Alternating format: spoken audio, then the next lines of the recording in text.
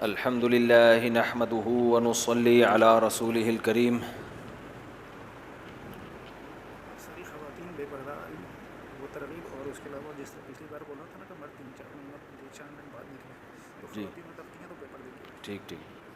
جو خواتین تراویح کے لیے آ رہی ہیں پردے کا مکمل خیال کریں ورنہ ثواب کے بجائے الٹا گناہ ہوگا.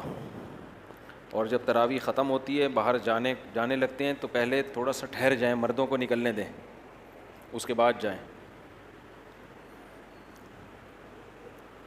چلو بھائی. الحمد للہ نحمده ونصلی علی رسولہ الکریم. یہ بیان سے پہلے میں ایک چھوٹی سی وضاحت کر دوں. خواتین کے مسجدوں میں آنے پر بعض لوگوں کو اشکال ہوتا ہے, وہ اشکال کا تو میں کئی بار جواب دے چکا ہوں. جتنی بھی احتیاط کروائی جائے نا کچھ بے احتیاطی پھر بھی ہوتی ہے. اس بارے میں ایک اصول ہمیشہ یاد رکھیں. یہ جو دور ہے نا یہ خلفائے راشدین کا دور نہیں ہے. اس کی ماہر علماء ایک مثال دیتے ہیں کہ ایک پیشنٹ جب بیمار ہوتا ہے, ہارٹ پیشنٹ ہے مثال کے طور پر, ڈاکٹروں نے اس کا آپریشن کرنا ہے لیکن ایک طرف اس کو شوگر بھی ہے, بلڈ پریشر بھی اس کا ہائی رہتا ہے.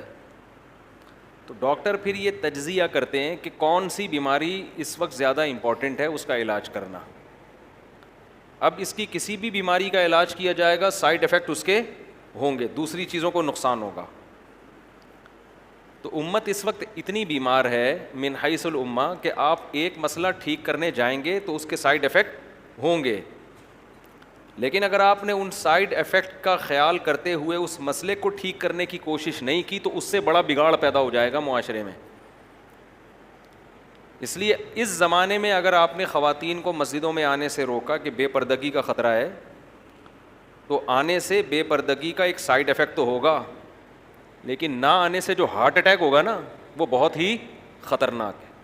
وہ ایتھیس بن جائیں گی, بالکل ہی مذہب سے بغاوت ہو جائے گی. تو کسی بھی چیز کو ٹھیک کریں گے تو کچھ سائیڈ ایفیکٹ ہوں گے. ایک اور مثال دے کے بس ہم پھر تفسیر کی طرف آتے ہیں.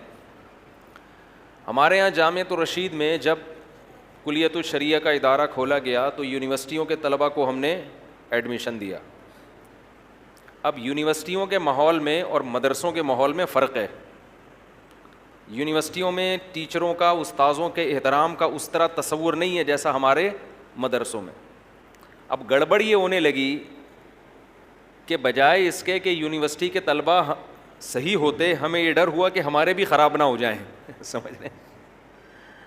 بعض دفعہ تو ایسا ہوا کہ انہوں نے ہڑتال کر دی ہے, عجیب عجیب چیزیں جو ہم نے کبھی مدرسوں میں دیکھی نہیں تھیں. تو ہمارے علماء یہی کہتے تھے, جو سنجیدہ علماء ہیں, کہ بھائی کچھ سائیڈ ایفیکٹ ہوں گے, اس کو برداشت کرنا پڑے گا. اب آپ معیار وہ رکھو جو صدیوں پہلے تھا اور آپ محنت کرو یونیورسٹیوں میں, تو یہ اب آؤٹ پٹ آپ کو نہیں ملے گا.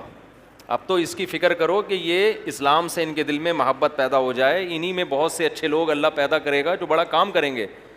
اور واقعی ایسا ہوا. جب کلیت الشریعہ کا ادارہ جب وہ کھولا گیا نا, تو ہمیں یاد ہے 3-4 سال ہم نے جن طلباء کو پڑھایا وہ عجیب ہی وکھری قسم کے تھے.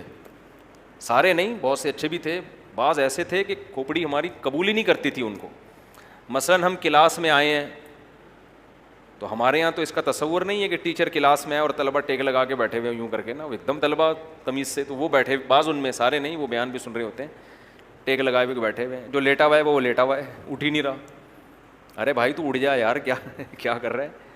تو ہمارے استاذ کہتے تھے انہی میں اللہ ایسے لوگ پیدا کرے گا جو ایسا کام کر کے دکھائیں گے کہ ہٹو بچو ہو جائے گا, برداشت کر لو ان کو جیسے تیسے ہیں. تو واقعی ایسا ہی ہوا. ان کلیت الشریعہ میں ایسے ایسے ہیرے پیدا ہوئے ہیں کہ ایسا کام کر رہے ہیں کہ ہماری عقل حیران ہوتی ہے. میرے شاگردوں میں ڈاکٹر ہیں, انجینئرز ہیں, پی ایچ ڈی ڈاکٹر بھی ہیں, میڈیکل سائنس کے ڈاکٹر بھی ہیں, جن کو جو عالم بنے ہیں اور بڑا کام کر رہے ہیں مختلف اداروں میں جا کے. کتنے میرے شاگرد ہیں جو نیوی میں کمیشن آفیسر گئے ہیں. تو اگر آپ نے اس زمانے میں سائیڈ ایفیکٹ دیکھنا شروع کر دیے نا تو کسی کام کے نہیں رہو گے. 4 آدمیوں کو لے کے بیٹھ کے بس ان پہ پوری محنت کر کے ان کو آپ ولی اللہ بنا دو گے. جب آپ کام کوانٹٹی کے لحاظ سے بڑھانا چاہتے ہو تو کوالٹی پہ تھوڑا سا کمپرومائز کرنا پڑتا ہے. اب ہم تفسیر کی طرف آتے ہیں ورنہ سارا بیان انہی چیزوں میں